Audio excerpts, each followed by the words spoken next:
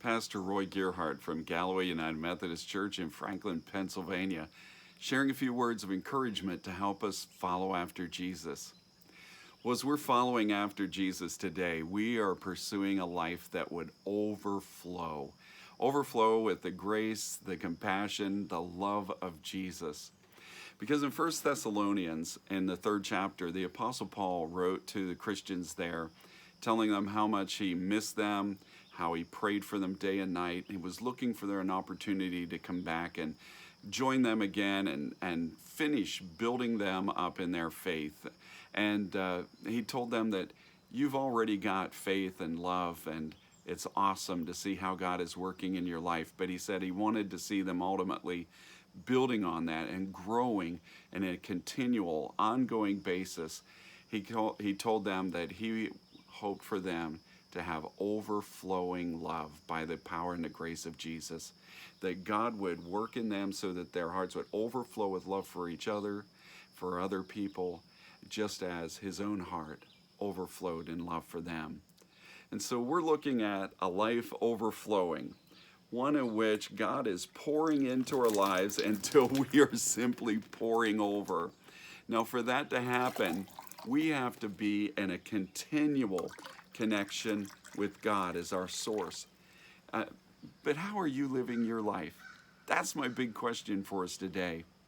Many of us are not living our lives in that kind of constant connection with God. We sort of drop in on God. Maybe we stop by here and there, and we get a fill up.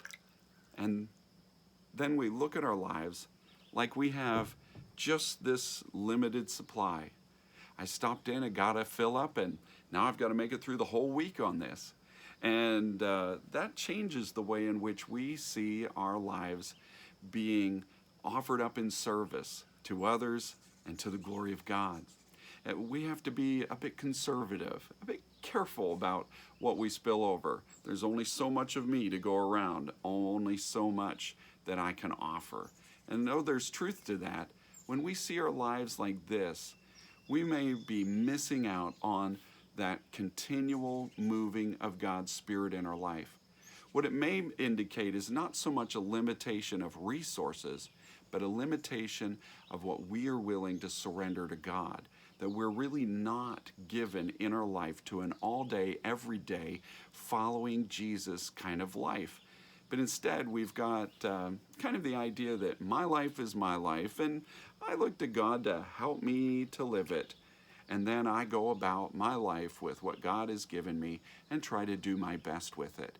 You see, that's looking at that cup as just something that you now go off with, not necessarily really connected to God. So you're not drawing on the Lord for your source, not of strength, power, but also not the source of direction for your life.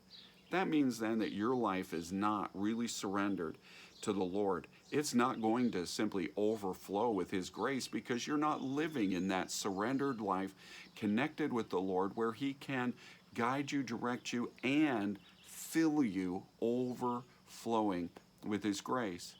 You see, the Lord's not looking to work in your life and mine to where He has to catch us every now and then and say, hey, go over there and do that. Even though the Holy Spirit will come and prompt us like that, I kind of picture that the way that my wife sometimes will have to kind of elbow me and say, hey, go over there and say something to them. And I'll be like, what? and that's exactly the way that many of us are living with God, where He has to come up to us and elbow us and say, hey, go over there and do this. And what God would do in you and me if we live our lives surrendered, always seeking to be of service to God, always open to His Holy Spirit's leading and His will to be formed in us. In other words, you get up every day not thinking, what do I have to get done, and letting God elbow you every now and then to do something He wants done. You get up every day saying, Lord, I am here to serve You. I'm going to work today to serve You. I'm going to be working around the house with my family today to serve You. I'm going to go and be with my friends today and serve You. That opens us up to the Holy Spirit simply leading us, overflowing from our lives, not having to interrupt with an elbow in the ribs, but an overflow from your heart that simply spills over with what God has poured in: love, compassion, patience, and kindness that simply shows up in your life.